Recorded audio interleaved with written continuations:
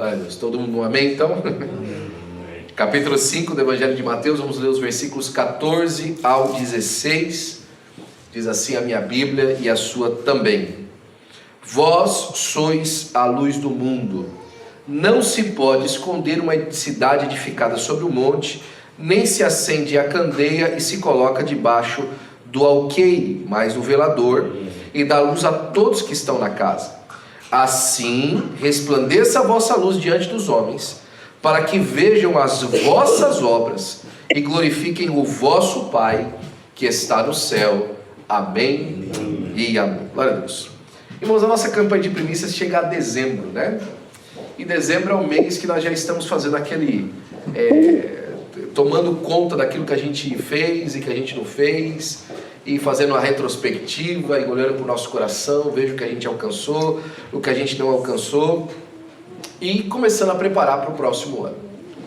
A nossa ideia, irmãos, trazendo nesse último estudo, é que até o mês de dezembro desse ano, a sua fé, ela possa ter vivido de uma maneira tão convicta, que você já não pensa mais em termos de aquilo que você tem ou aquilo que você alcançou, mas que a sua fé faça você ser uma pessoa que né? Jesus está mais preocupado em você ser do que você ter. Jesus quer que você seja, não que você tenha. Por exemplo, Jesus não quer simplesmente que você tenha a salvação. Ele quer que você seja uma pessoa igual a Ele, e por isso você é salvo. E por isso você é dele, né? Nós olhamos de várias maneiras essa ideia da convicção, de ser convicto, e a gente pode chegar a várias conclusões, né? Você com certeza sabe agora que ter convicção é agir de acordo com aquilo que você pensa, é agir de maneira que a sua expressão, que a sua maneira de viver. Se alguém puder fechar, não tem nem dinheiro para pôr gasolina, minha gasolina no microfone ali.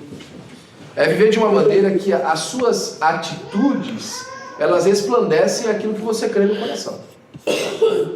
Quando a gente vê Jesus falando aqui no Sermão do Monte, esse contraste a respeito do alqueire e do velador, a gente percebe que ele falou assim: olha, vocês são a luz do mundo. Não vocês serão a luz do mundo. Não, eu desejo que vocês sejam. Agora, por que Jesus falou isso? Porque ele está terminando as bem-aventuranças que o nosso irmão leu aqui hoje, nessa manhã. Ele está falando: bem-aventurados sois vós, quando dessa maneira vocês procederem, e a recompensa por isso é essa. Bem-aventurados sois vós, quando vocês tiverem essa conduta, e a resposta dessa conduta do céu é que vocês alcançam isso. E aí ele termina dizendo: olha, vocês são o sal da terra, vivendo assim, vocês são a luz do mundo. Ser luz do mundo é uma manifestação, a palavra que a gente usa para isso é inevitável. Ser luz do mundo é uma manifestação inevitável de quem vive para Deus dessa forma.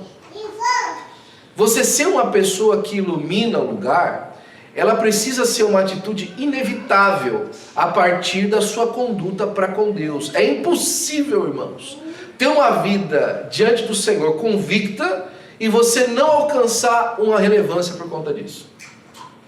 É interessante que Jesus ele traz duas ideias aqui que são bastante boas para a gente pontuar, né? Ele apresenta esse cidadão do reino como se as bem-aventuranças fossem o Bill of Rights do céu, aquilo que são os direitos do cidadão. Ele está descrevendo um cidadão do céu. O cidadão americano, ele tem a Constituição tem os amendments, e tem o Bill of Rights que fala a respeito de quem que é o povo. Nós, o povo, cremos numa nação criada debaixo de Deus e tal. Tem toda aquela declaração do Bill of Rights de quem eles esperam que o americano seja. O Brasil também tem a condução daquilo que eles acreditam que a Constituição tem que estar debaixo. No céu, irmãos, o cidadão do céu é aquela pessoa que vive as bem-aventuranças. E aí ele descreve que, dessa maneira como Jesus fala, que nós temos duas coisas relevantes: a convicção de ser relevante, nós temos convicção que se nós vivemos assim isso vai ser relevante, e a relevância de ter convicção, de que quando nós temos convicção isso faz a gente agir de uma certa forma. Jesus, quando ele dá esse veredito final sobre nós sermos a luz do mundo, o sal da terra, ele espera, irmãos, que a nossa conduta seja manifesta diante dos homens. Jesus não tem no seu evangelho uma vida de agente secreto. Ele não espera que nós sejamos crentes agente secreto. Ele espera que quando a gente chegar no lugar, fique evidente a nossa fé. Fique evidente o nosso padrão. O pastor sempre gosta de contar um testemunho. Diz que um jovem acabou de aceitar Jesus e chegou no seu trabalho na segunda-feira. Domingo ele foi para o culto, aceitou Jesus, veio para frente no culto, chorando, recebendo Jesus como seu salvador. E aí chegou segunda-feira no trabalho e tal. E aí o pessoal está trabalhando na linha de produção, olha para o outro e fala assim: rapaz, você está diferente, né? Ah, tô, meu amigo. Você não sabe. Rapaz, eu preciso te levar semana que vem. O quê?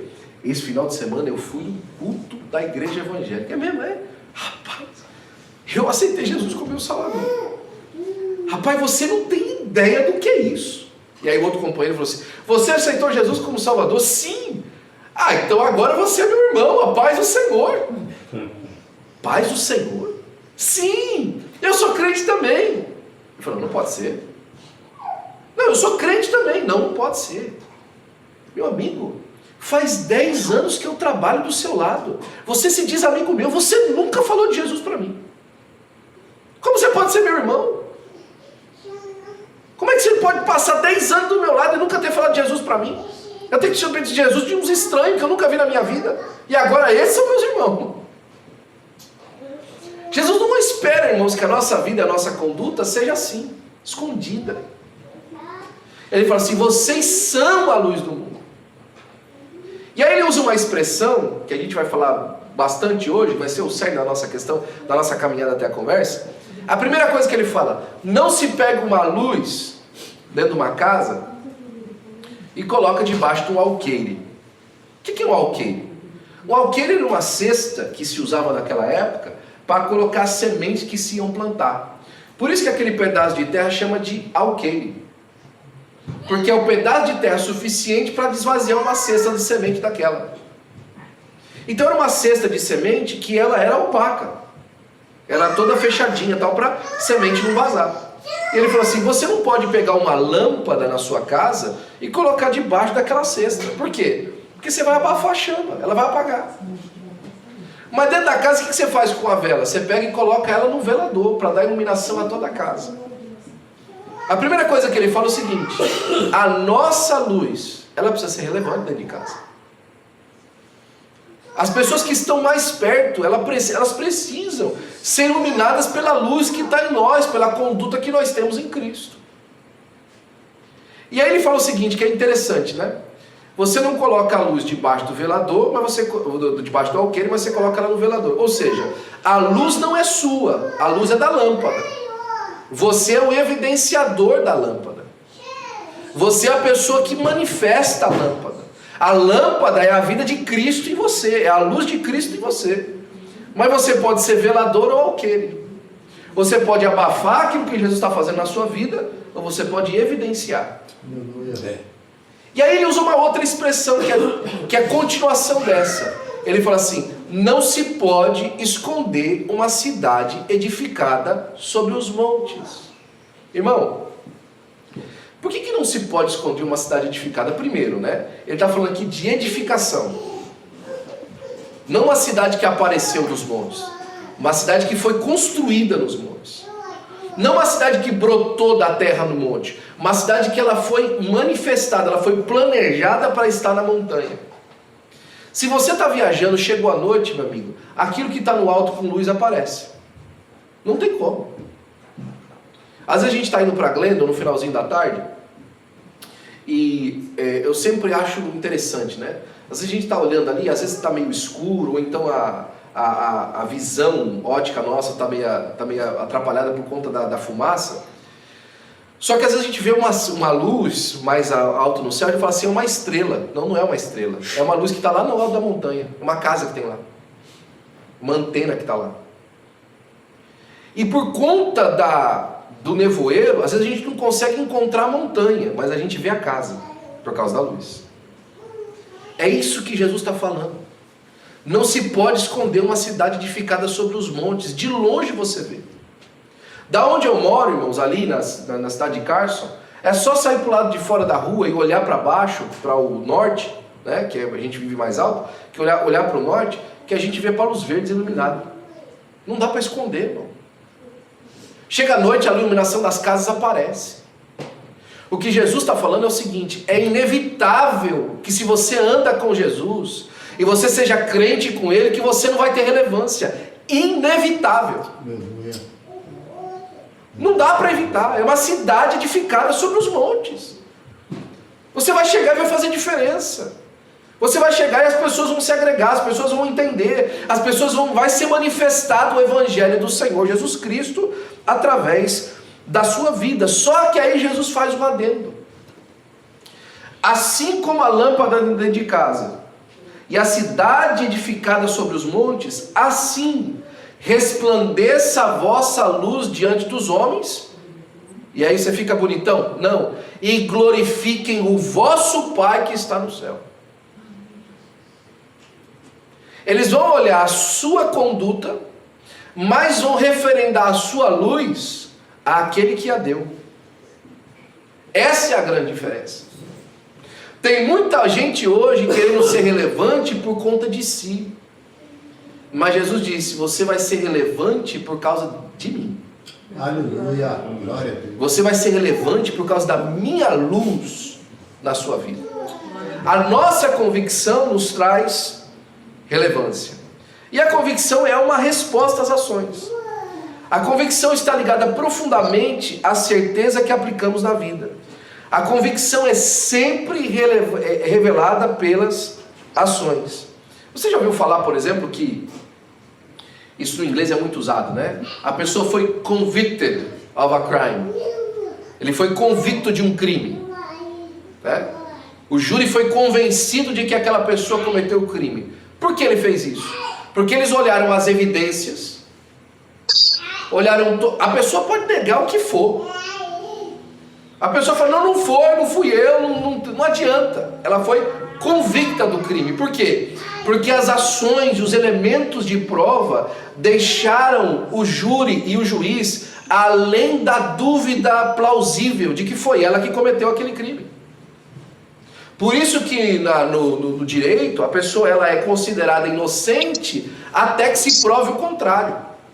E como é que prova o contrário? Tendo certeza da convicção de que ela cometeu aquele crime. Nós estamos falando de convicção no sentido de que não tem como confundir quem você é pelas ações que você faz.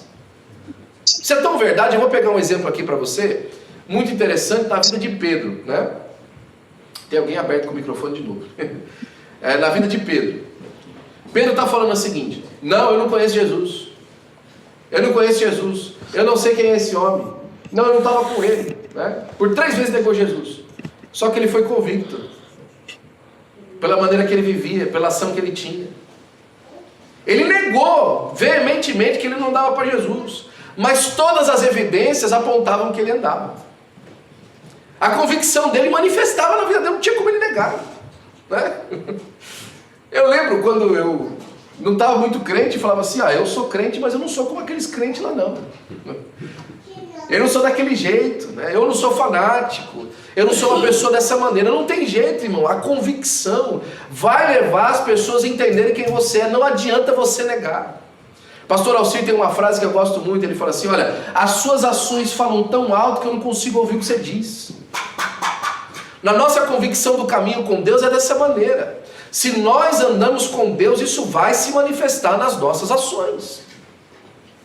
E aí alguém fez uma pergunta certa vez, né?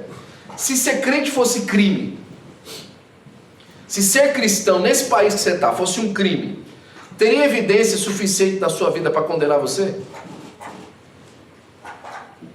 Pergunta. Se você fosse convicto do crime de ser cristão, havia evidência suficiente para condenar você por esse crime? Ou você, não, dessa eu passei, não tem problema não. Aqui ó, não vou ser preso por isso não, né? Ou não tem jeito, pode agarrar, porque... A nossa convicção, irmãos, ela gera essa manifestação, né? Pedro olharam para Pedro e falaram assim: você certamente é um deles. Nós falamos de 3 passos durante a nossa campanha: comunhão com Ele, conhecimento dEle e conduta na vida. Não tem como nós nos desvencilharmos de uma ação concreta se nós temos comunhão com Deus, se nós conhecemos o que Ele quer e se nós nos conduzimos a partir desse conhecimento, dessa comunhão. Mas a estrutura, né, dessa convicção, ela nem sempre ela é apresentada para nós de uma maneira que a gente consegue simplesmente compreender. O que eu quero dizer com isso? Não dá para ser crente por osmose. Não dá para ser crente por osmose. Você não vai ser membro da igreja por osmose. O que eu quero dizer? Não é porque você vai andar com o pessoal da igreja que aquilo vai rub it off on you, né? Vai começar a se esfregar a pessoa assim e tal, e vai passar os elementos daquela célula para outra, e a gente vai começar a ser crente. Não é desse jeito. Muita coisa a gente recebe na igreja por estar em convivência, absolutamente. Mas não dá para ser crente por osmose. É por isso que Paulo falou para Timóteo o seguinte: olha, Timóteo, eu quero ir falar com você em breve. Lá em 1 Timóteo capítulo de número 2, né? Na verdade no finalzinho, capítulo de número 4. Timóteo, eu quero ir ter com você em breve. Mas enquanto eu não for, eu te mandei nessa carta aí algumas instruções para que você saiba como andar na igreja de Deus. O que eu quero dizer com isso? É que a nossa convicção, ela não tem que vir com base no nosso sentimento do que é andar com Deus. Ela tem que vir com base no nosso conhecimento do que é andar com Deus. E o nosso conhecimento, por muitas vezes, contraria o nosso sentimento. Te dá aqui uma razão absolutamente favorável para que você compreenda isso de maneira palpável. Quantos gostam de batata frita? Glória a Deus, né? Quantos aqui assistiram a palestra do irmão Fukushima sobre batata frita? É por isso que você continua gostando. Porque o irmão Fukushima, que foi um membro da nossa igreja aqui por muitos anos, vários irmãos conhecem ele, quando ele falava sobre batata frita, você não saía daqui gostando de batata frita mais. Porque ele acabava com a batata frita. É verdade ou não é, irmão Zé Mano? É verdade. O óleo da batata frita, né, irmão Ione? Não é verdade? O óleo da batata frita, o que faz no seu gut, o que faz nos seus rins, o que faz no seu corpo, no seu coração. Você fala: não vou comer batata frita não. Por quê? Porque o conhecimento, ele imperou, ele superou a sua vontade. O seu conhecimento, ele suprimiu os seus desejos. É isso que Jesus quer na nossa vida, na nossa convicção. Olha, eu gosto de Deus, de servir a Deus assim. Doesn't matter the way you like it. Não faz diferença o jeito que você gosta. O que diz a palavra de Deus. É por isso que muita gente hoje transforma a palavra de Deus num livro de gostos. Eu vou escolher essa parte e essa parte. Essa aqui é muito pesado. Isso aqui é muito bruto. E aí vive uma fé sem convicção. Qualquer vento de doutrina a pessoa muda. Aparece um pregador diferente, aparece um movimento diferente, aparece uma ideia mais... né? O pastor costuma falar que o amor é uma decisão. O amor não é uma flor roxa que nasce do coração do trouxa. O amor é uma decisão, né? Tem muita gente que acha que o amor é um sentimento. Eu amo. Não, o amor é uma decisão. Amar é difícil, irmão, mas ele surge de um coração convicto pela resposta. Ele fala que a igreja, aqui Paulo falando para Timóteo, que a igreja é a coluna e a firmeza da verdade. A igreja é uma estrutura, ela está estruturada. Ela não está baseada nos relacionamentos de carinho, de gosto, né?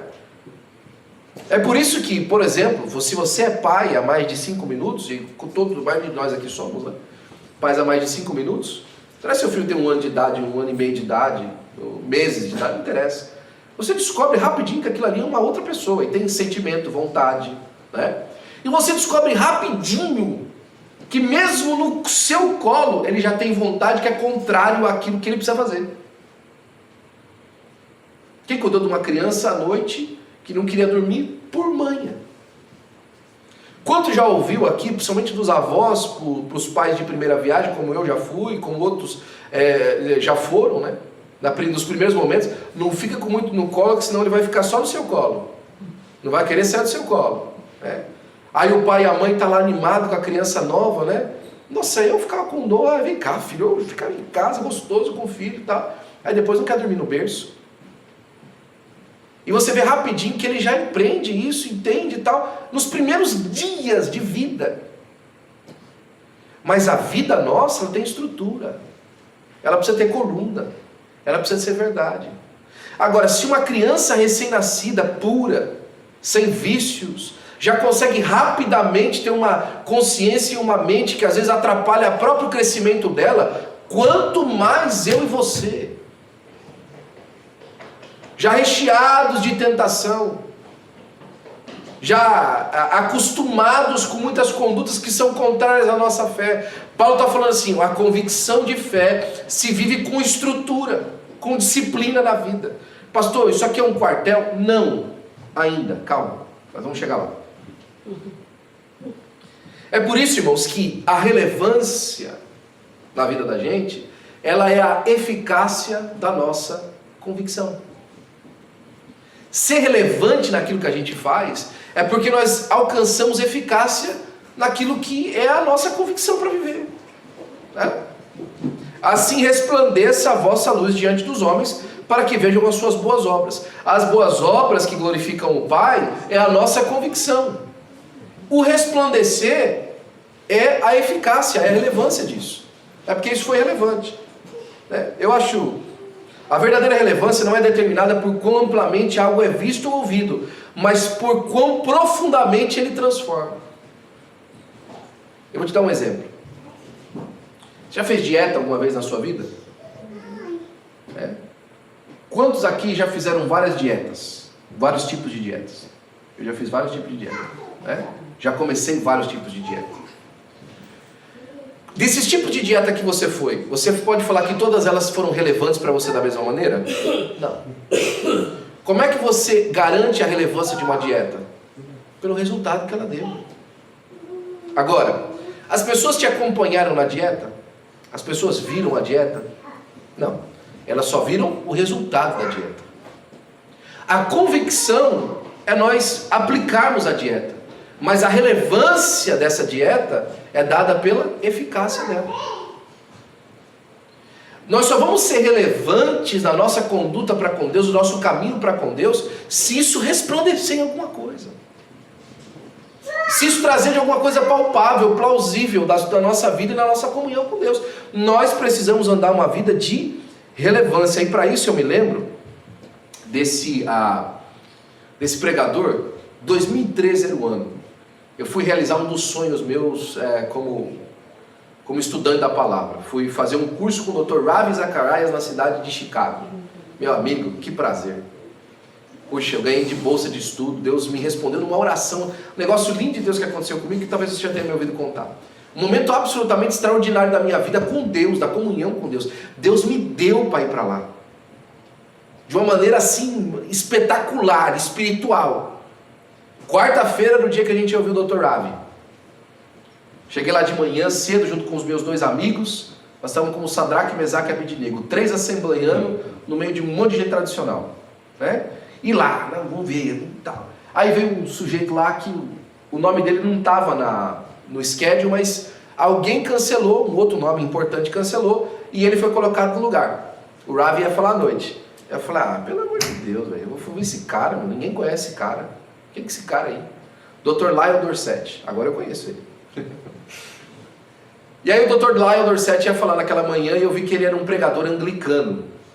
Irmão, se você conhecer a história da igreja anglicana, você vai falar assim, eu mando um padre então falar pra gente aqui então. Ainda mais assembleiano nesse afã, né, da nossa fé pentecostal e tal. Eu falei, o homem ia falar sobre disciplina espiritual. Eu falei, um anglicano falando de disciplina espiritual, come on. Sério mesmo? Não, isso aqui vai ser um desastre. Em 5 minutos eu estava chorando e falando língua estranha. Da mensagem do homem. Pensa numa mensagem. Uma das melhores mensagens que eu já ouvi na minha vida até hoje. E olha que eu gosto de ouvir gente pregar. Ele começa falando pra gente, falou assim, olha, tem muitos de vocês aqui que querem ser pastores, querem ser obreiros e tal. Parabéns. A palavra de Deus fala que aquele que deseja o episcopado, excelente obra deseja. Agora deixa eu falar uma coisa para você. Nunca se preocupe com a abrangência do seu ministério. Às vezes a gente chega num lugar, a pessoa começa a falar assim, a primeira pergunta que a pessoa faz é: qual o tamanho do seu campus? What's the size of your campus? How many people listen to you every weekend? Quantas pessoas ouvem você todo final de semana? Né? Em que plataformas você está? Quantos livros você escreveu? Nunca se preocupe com a abrangência do seu ministério. Se preocupe com a profundidade. Quanto tempo você passou falando com Deus? Quanto tempo você passou ouvindo Deus? Quanto tempo você passou sendo trabalhado por Deus? Qual que é o seu testemunho de luta? Qual que é o seu testemunho de prova para com o Senhor? Quanto tempo você passou chorando na presença de Deus em angústia? Quanto tempo você foi ferido pelas obras de Deus na sua vida? Quão profundidade você tem com Deus? Se preocupe com isso. Porque é o seguinte, todo ministério precisa de profundidade, nem todo ministério precisa de abrangência. Todo ministério precisa de convicção, nem todo ministério precisa de aparência. Quanto mais profundo você for, Deus pode dar a abrangência que você precisa. Mas se você não for profundo, qualquer abrangência vai te levar à queda. Eu falei, uau! Mudou minha vida. Aquela maneira de ele manifestar aquilo mudou minha vida. Aí eu comecei a perguntar dentro de mim, né? Muito bonito, pregador. Como é que será que ele vive isso na vida dele? E aí, mais ou menos na metade para o fim da mensagem, ele falou assim: todos os dias eu dou a mão para minha esposa e eu agradeço a Deus por 10 coisas que aconteceu com a gente naquele dia. Eu agradeço por 10 e ela agradece por 10. I thank the Lord for 10 things of that day and she thanks the Lord for 10 things of that day. Inclusive no dia que a minha filha morreu. Inclusive no dia que eu enterrei a minha filha, no final da noite eu dei a mão para minha esposa e agradeci por 10 coisas que Deus fez para mim naquele dia. Disciplina, convicção da sua fé, inabalável pela circunstância. O que ele alcançou na minha vida? Relevância. A fé dele é relevante. Eu nunca mais vou esquecer o pastor Lyle Dorset, o testemunho do pastor Lyle Dorset, e quando ele impactou a minha vida. E aí que a gente entra em outra parte. Nós temos naquilo que Jesus falou, e nós estamos começando a terminar, duas visões que Jesus faz sobre a questão da relevância. A relevância micro e a relevância macro. Deixa eu falar uma coisa para você. Você pode entender isso da maneira como Deus te ama. Deus te ama de uma maneira macro e Deus te ama de uma maneira micro. Como Deus te ama de uma maneira macro? Você acordou hoje cedo. O sol está lá no alto. Você tem ar para respirar. Você tem saúde suficiente para andar. Deus te amou de uma maneira macro. Ele te deu hoje uma porção de vida que Ele deu para milhões de pessoas. Não tem nada de especial nisso que Ele fez. É uma maneira macro de Deus amar. É o derramar de Deus sobre a humanidade que atingiu você. É o macro amor de Deus. E como é que Ele te amou de maneira micro? Ele te trouxe aqui em especial. Ele está falando ao seu coração.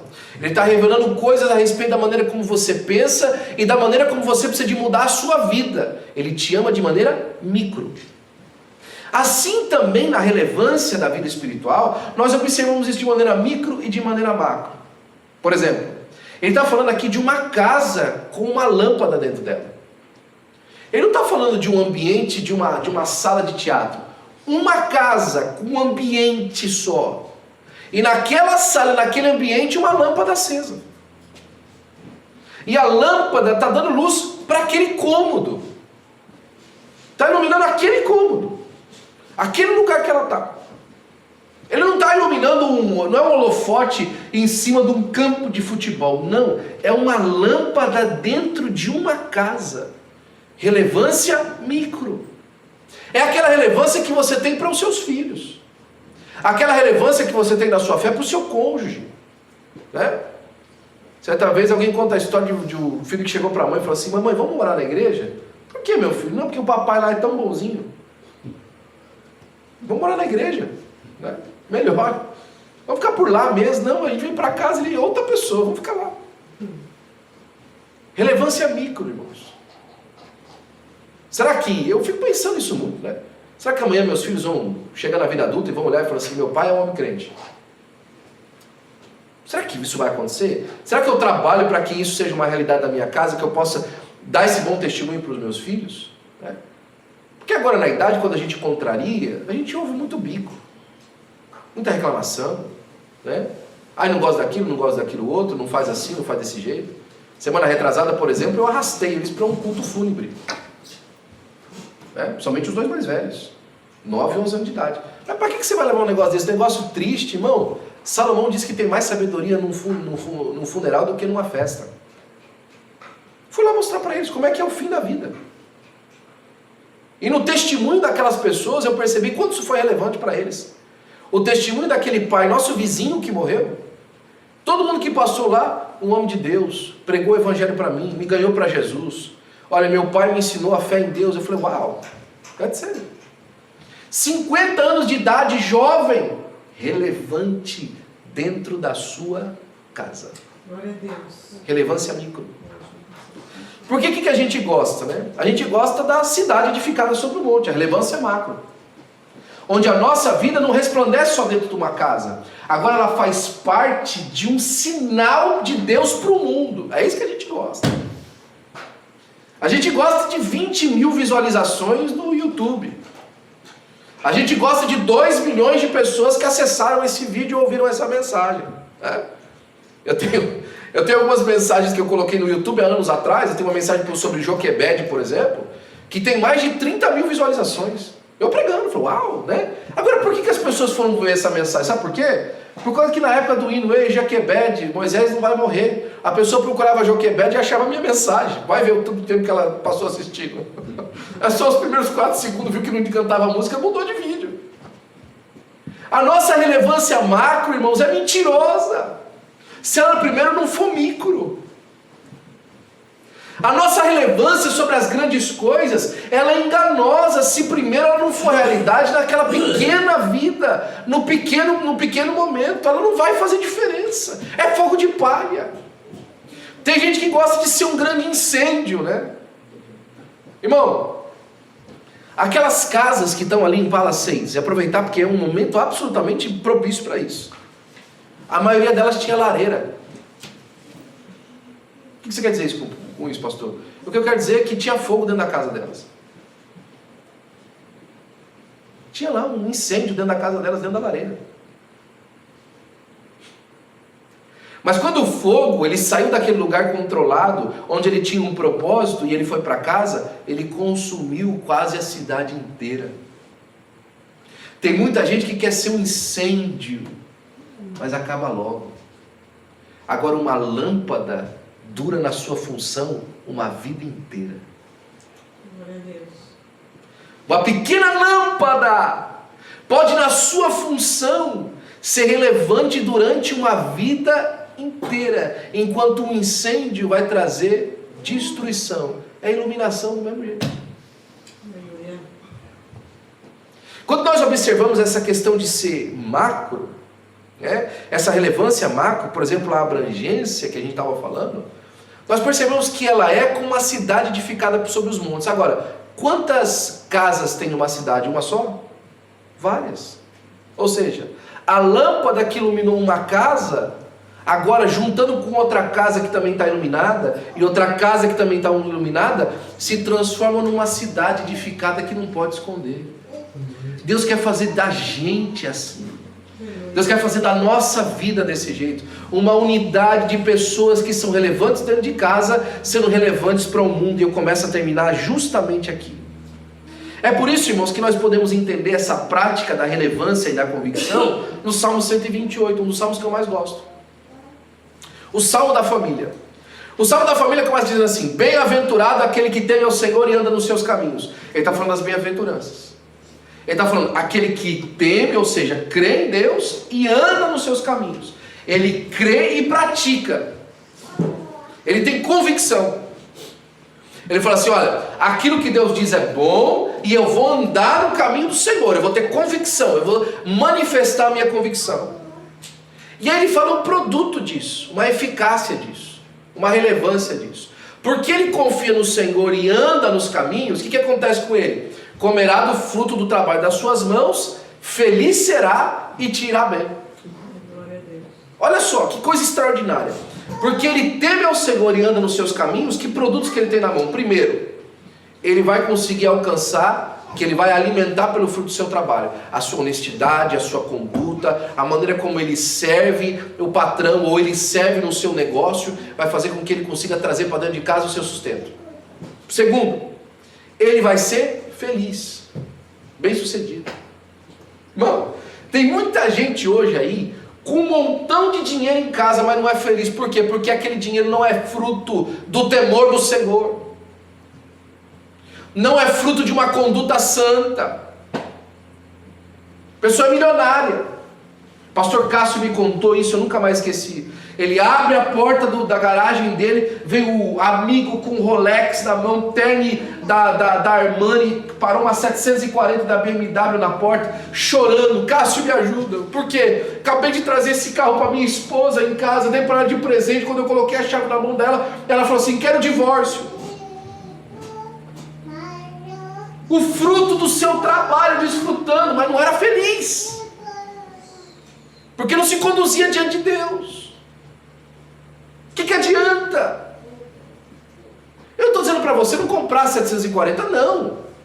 Compra 740, compra a M não sei das quantas, a M3, compra o que você quiser, irmão, a M7, anda de X7, anda do carro que você quiser, do melhor carro que tiver, anda de Rolls Royce.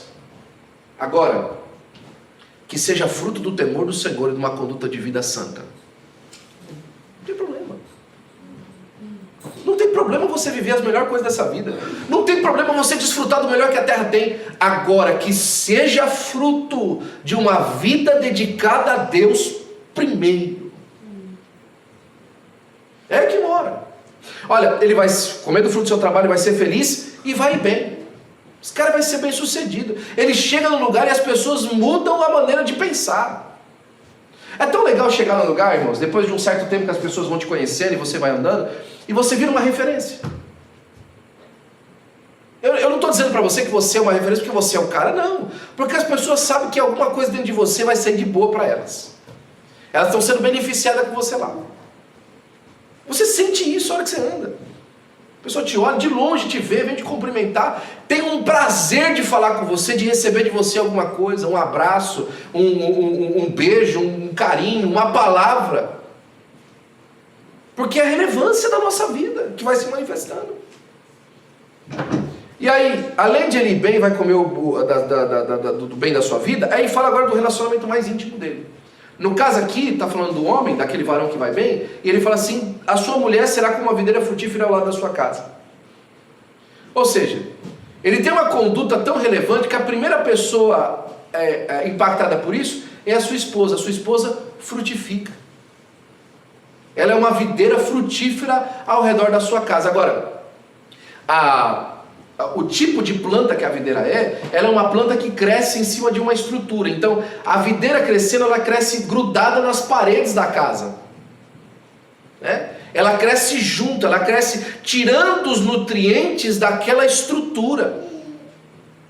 E aquela estrutura é tão bem feita que ela faz com que a planta se alimente bem e dê frutos. Um relacionamento com um homem convicto vai gerar frutos na sua esposa. Vai ter fruto no primeiro relacionamento. E sabe o que é interessante? Qual que é o produto da videira? A uva. E a uva faz o quê? Vinho. O vinho é o símbolo da alegria. Ou seja, o resultado daquele relacionamento é alegria. É um relacionamento frutífero de alegria. Glória a Deus. E aí agora ele sai, né? Porque é o seguinte, irmão. As mulheres, irmãos, não querem homens que sejam feministas. Mentira. As mulheres não querem homens que sejam feministas, que empower a mulher. A mulher quer um homem que tome conta dela, um homem decidido. Mulher odeia cara banana, é verdade ou não é, minha irmã? Não é nenhuma, gosta de homem banana. Ela gosta de um homem que seja decidido, um homem que seja bem sucedido. Ela gosta de um homem que seja crente, um homem que tome as rédeas da condução da vida. Sabe por que muita mulher gosta de bad boy, como alguns falam, hein? Que essas meninas gostam. Eu quero um cara que seja bad boy, um cara que seja... Sabe por quê? Porque é um cara que chama a atenção e é um cara que tem uma decisão posta. Ele está decidido. É uma decisão ruim. Agora, bota um homem direito com o mesmo tipo de ímpeto, de decisão, mas pro bem, você vai saber. Tem uma fila de menina querendo esse rapaz. Porque ele é um cara decidido, um cara sério. É um homem que sabe para onde vai. É um homem que tem postura.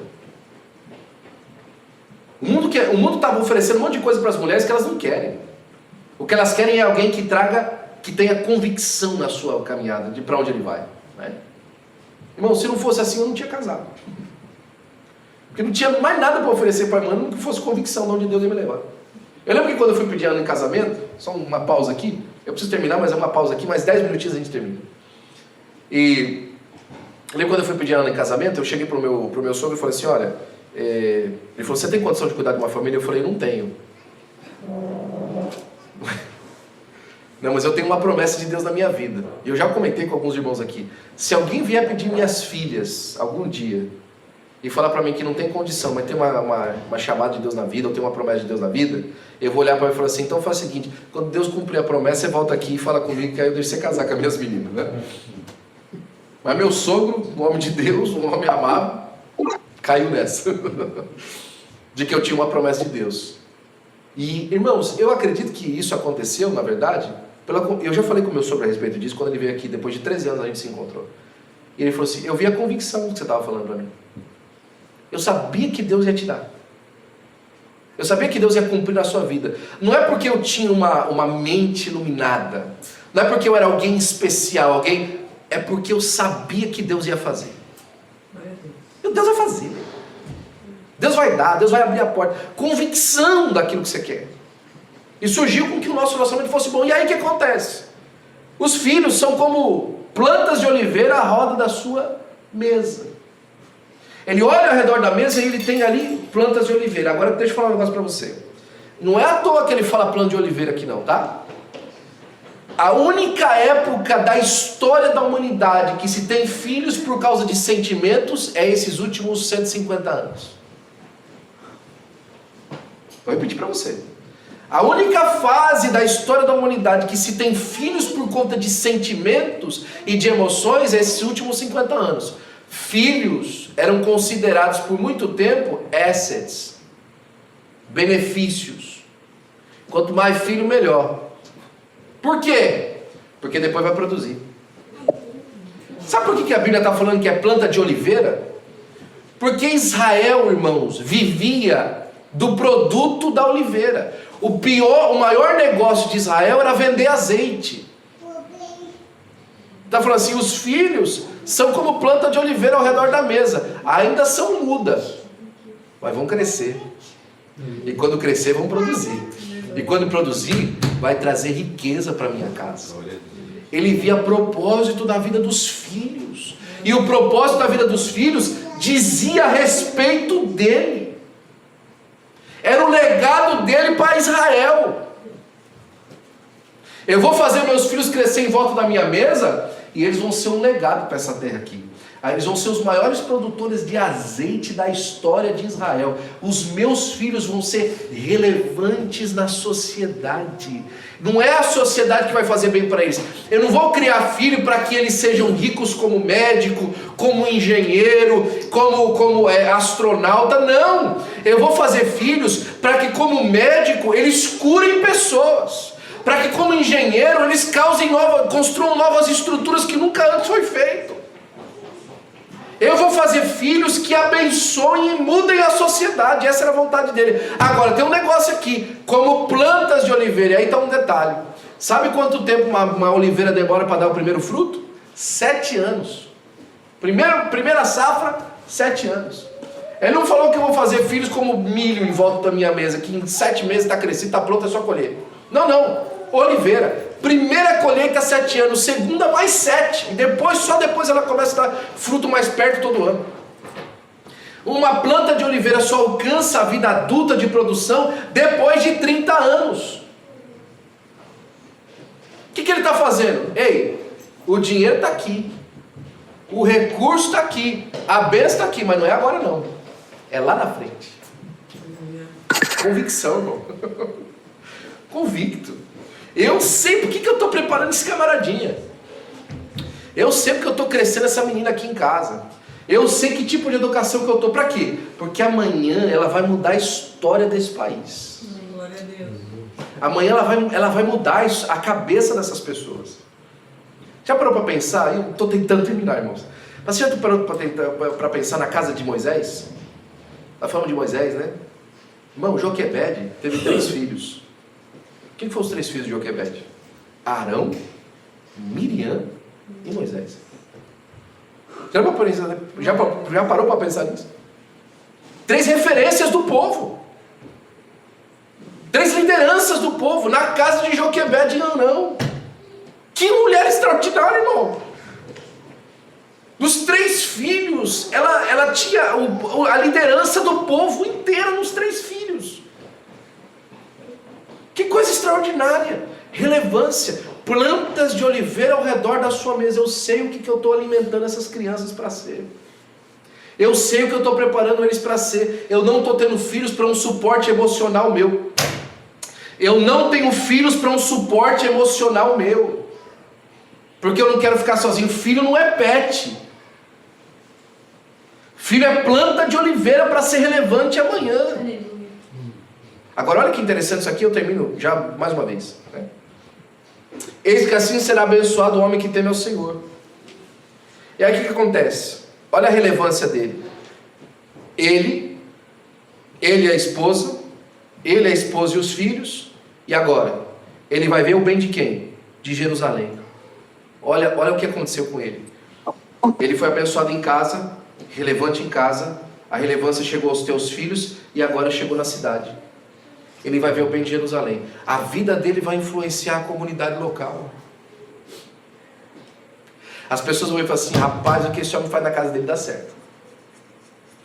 Esse cidadão aí, ele tem coisa para ensinar para nós, viu?